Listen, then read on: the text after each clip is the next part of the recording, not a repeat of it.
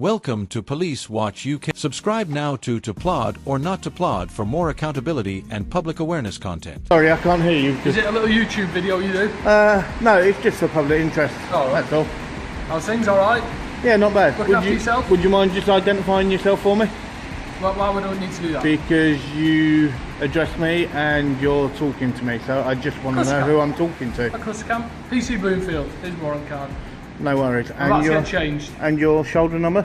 It's 19, then 48, and then NW for November Whiskey, because we're in northwest London right now. No worries. Thank you very much. And You're yourself, a bit cold in your shorts, aren't you? No, I'm like this all year round. Really? You got all set for Christmas? No. The video opens with a calm but curious encounter. A man approaches officers, asking them to identify themselves. One officer responds politely, introducing himself as PC Bloomfield, while giving his badge number and details. The atmosphere feels casual, almost conversational, as they exchange light remarks about Christmas shopping and the cold weather. It's a reminder that police officers are, after all, people first, even while in uniform. No, me neither. I'll wait till like Christmas Eve and panic buy. I think that's what a lot of people do. Do you go around a lot of stations doing this? I go around quite a few, yeah. Any particular reason why, sir? Pardon? Any particular reason why? Well, first of all, could you just identify yourself for me as well, please? There you go. Papa, 237-305. 237-305, no worries. Thank you very much, sir. So why are you here filming today then? Why? Because I just want to engage with some officers and just see how they feel, because during lockdown and everything else, and there was loads of things going on, and the last couple of years have just been absolutely crazy for everyone. Yeah. Right? And there's a lot of places all across the country where they feel that the police are so disconnected. The man then turns the conversation more serious. He asks why the officers think he is filming and explains his reason. He wants to understand how officers truly feel about their relationship with the public. He reflects on the last few years of lockdowns and chaos, noting how people have often felt disconnected from the very authorities meant to protect them. His aim is clear: to bridge a widening gap From the public. Right. And all what it is just to see how officers actually feel, whether or not they feel that they are disengaged, and if they are, or a little bit, how you would actually feel and what you would like to see happen to try and bring the people and the police back together again. So how do we feel that we're disengaged to the public? Is that the question? Yeah. We are members of the public though, aren't we? Yeah, Really? but you are serving officers, okay, and that is what is actually being split. Right. The officer responds thoughtfully, pointing out that despite being constables, they are still members of the public too. They face the same laws, the same government policies, and the same daily struggles. Yet, the man insists there is still a divide. Officers serve under an oath to uphold the law, and it's in the way that duty is carried out that the public questions their role. But we're still members of the public, so we're not obviously police officers 24/7, are we? So we are still members of the public, and policy, regardless of its police policy or government policy, still affects us like it would affect you. Yeah, but you are serving constables, okay, and as serving constables, okay, you have to uphold the law, okay, and that is what is actually in question, is the way that it's actually done. Yeah. So you're questioning whether we're. I'll tell you what, mate. Do you want to just step out that way so you don't? Yeah, no worries. Let's go. Tell you what, sir. Tension slightly rises as the conversation touches on responsibility. The man stresses that how the law is enforced matters just as much as the law itself. People want fairness, respect, and integrity from officers. The officer counters that they too are human, balancing duty with the realities of life, not simply police 24/7. Still, the man presses on, highlighting that disconnection comes from these blurred lines. Have a lovely Christmas. Rather than four of us talk to you, we'll let our colleagues speak to you while they're in uniform. All right. We'll go and get changed. No worries. Have a lovely Christmas. And look you, after yourself. no worries. Take care. Okay. And what you're doing, you're filming and that. If that's, we've all got to have a hobby. If that's what you're enjoying, I hope you enjoy it. No worries. Take care of yourself. Take care. Okay, you're just recording the station for YouTube. Well, first of all, would you mind both identifying yourself for me, please? Constable Mackay, 1580. It's alright. I'm dyslexic, sir. PC Mackay, Sorry. 580 November Whiskey. PC580. You're recording it so you can watch it back. How long are you going to be here? I don't know. I don't know. I didn't hear the conversation you had with my colleague, so I'm not quite sure what you said to them. Well, first of all, would you mind just identifying yourself properly? PC Gordon. The officers eventually step back, allowing colleagues in full uniform to take over. As the interaction shifts, the man continues to press on his central theme, engagement. He emphasizes that this isn't about confrontation, but about connection. The casual chat evolves into a serious discussion about trust, accountability, and how police actions shape public confidence. And your shoulder number? 2313. 2313, cool. Thank you very much. And what was the conversation between my colleagues and yourself? Oh, I didn't hear anything. Well, just to find out how the police actually engage with the public. Okay, and how far disconnected at the moment a lot of areas across the country where the police are disconnected from the public. Disconnect. I mean, the only interaction we have with members of the public is, unfortunately, is when things go wrong. Like we don't knock on people's doors and have tea and scones. We only go to someone's house if there's been an incident. Well, it's not only that. It's also when you actually pull people. Also, when you actually pull people. Yep, i.e. whether or not they're in their car or they're walking down the road. When asked again to identify themselves, the new officers comply, offering their names and numbers. This transparency, though routine, is part of the very issue the man raises, whether procedures are consistently followed. For him, identification is more than formality.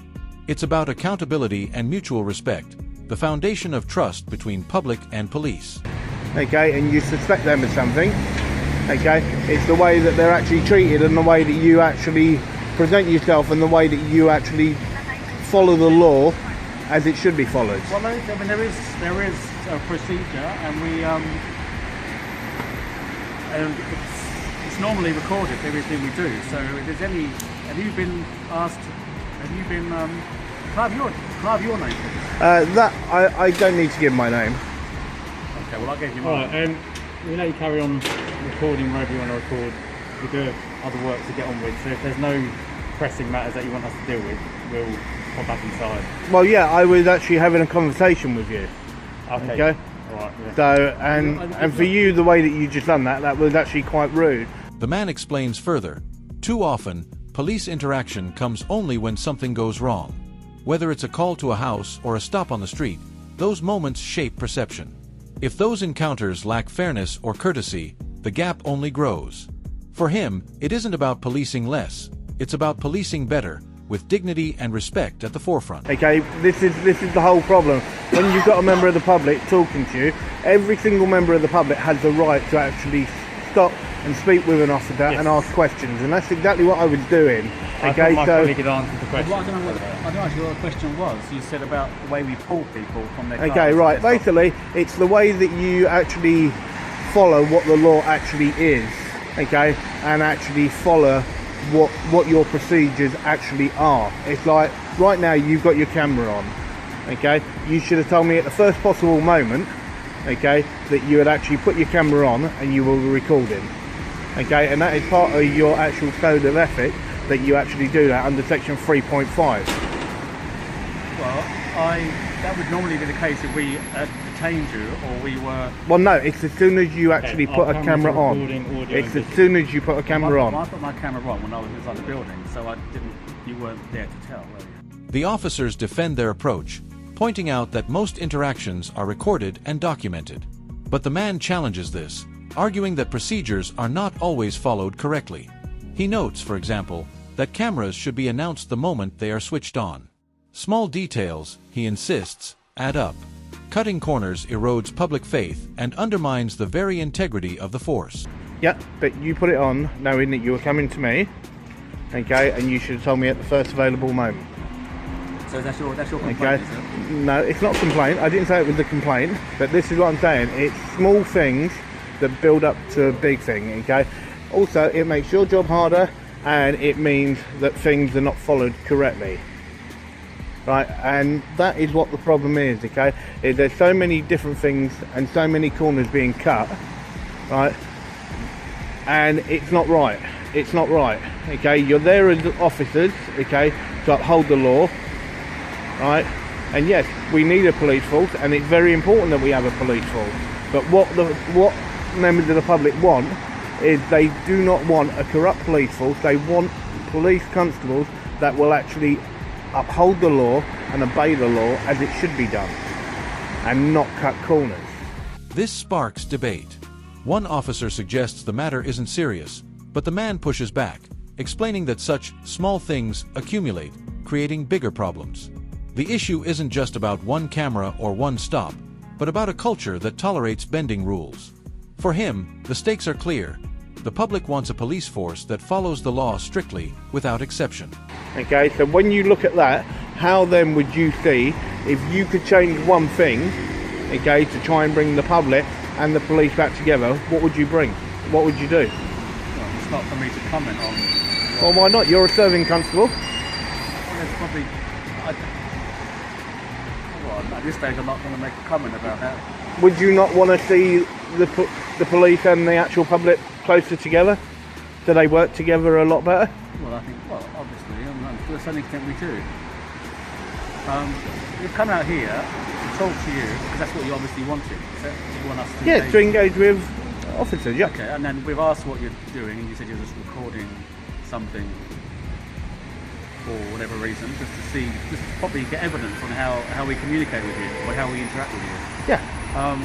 Having said that, then that's happened now. So. At this point, the man asks a powerful question. If there were one thing that could change to repair the relationship between police and the public, what would it be? The officer hesitates, refusing to comment. To the man, this silence speaks volumes. How can trust be restored if officers themselves cannot express what needs to improve? There's no reason for us to continue a conversation. Yeah, but then there were other questions then that I've asked you, like the one that I just asked you, okay? Now, you say about you can't comment. Yes, you can comment, okay, as an officer, because it's good for the powers that be higher up the chain to see exactly how officers actually feel, okay? And unless officers actually speak up and the public speak up exactly what I'm doing, right, then things aren't ever going to change.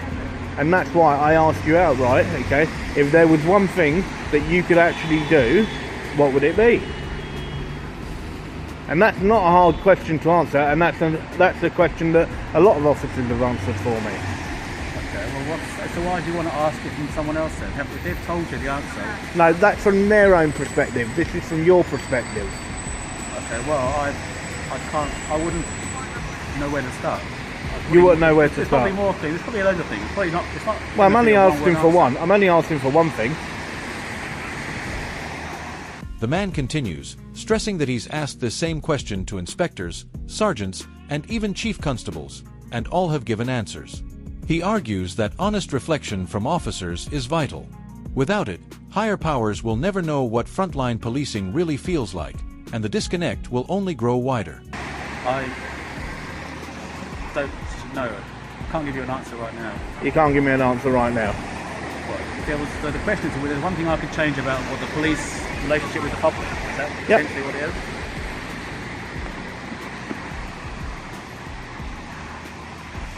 You want to jump in with an answer? I can't. If you can help out with an answer as well, that'd be cool. What's the question? Repeat it, please. Okay. If there was one thing that you could actually change to try and bring the public and the police back together to work closely together, what would it be? Well, the change. The perception is that we are opposite sides of the fence. The public and the police are not against each other. So that Well, no, the public have lost a lot of faith in the police. in certain circumstances. Okay, and this is why people. Finally, one officer offers a cautious perspective. He acknowledges that there is a public perception of us versus them. The police are seen as one side, the public the other. But he insists that this isn't the reality. Officers don't view themselves as enemies of the people. Yet, the man counters, public faith has undeniably been shaken, and perception itself is a powerful truth. Would like to see a change, and they want things to be done correctly. And that's why I asked you if there was one thing that could be changed And I don't see why it's such a hard question to actually answer. I've had inspectors, I've had sergeants, I've had DCs, I've had so many officers actually answer this question, so I don't see why it's such a hard question to answer. I just said, well, I said the perception that it's us and them, us, the police, but there's you, the public. Why have you lost confidence with the police? Obviously you have. You're standing out here in a winter's day. Well, it doesn't mean that I've lost faith, okay? What I actually want is I want a clean police force, okay? That actually uphold the law, right? And officers that break the law should not be allowed to actually step down and walk away from their job and then get a pension if they've actually broken the law, okay? They should be actually done as anybody else would for breaking the law. And the discussion deepens as the man makes his vision clear. He doesn't want a weak police force, nor one stripped of authority. What he wants is a clean, accountable institution. Officers who uphold the law without bending it. A system where those who fail in their duty face consequences, not quiet exits. His plea is simple but urgent. Police must live up to the very standards they enforce. They should not be then given their pension from the public purse, right, for something that they've done wrong. And this is what people are actually asking questions about. If you look at the Met alone, right, and you look over the period of 2018 to 2019, okay, in a 12-month period, you actually had just over 600 officers, okay, that were up for breaking the law, that then managed to step down when they were being investigated, and they've taken a pension. Come on, that's not right. That's why the public are losing faith. Why should somebody who breaks the law then be able to still get paid? And this is why the public are losing faith. And this is why we're asking, if there's one thing as a serving constable that you could change, what would it be? I told you, the mentality that it's us and them. These people who get a pension then, their pension is based on their service. It makes no difference. They've broken the law. And their contributions. They've broken the law. End of story. Okay? The money for their pension, okay, and they're public servants, and sorry, but they should not be able to take their pension, okay, for what they've done wrong. Okay, well, that's not for us to comment on the legalities of it. People normally would lose the pension if they're dismissed after the investigation. If people choose to retire before an investigation, then they're entitled to their pension, and it might be a loophole, but that's what happens. That's why that's a loophole that should be closed. Well, it's not up to me to comment on that, or I certainly don't have any power for that to happen. And it happens in all government departments, whether you're a police officer or a teacher or a civil servant, you get a pension based on your service and your contributions, regardless of your behaviour. If you leave under a cloud, you leave under a cloud. There's nothing there that says if you leave under a cloud you won't get your pension, unless you're sacked for gross misconduct, and in which case you get your contributions back, I believe. I don't know enough about it to comment. Okay. The documentary closes on this unresolved tension. The man repeats his question. What one change could bring the public and police closer together? The silence from officers lingers, underscoring the challenge ahead. It's a powerful ending, leaving viewers to reflect on the state of policing, public trust, and whether real reform is possible without honest dialogue.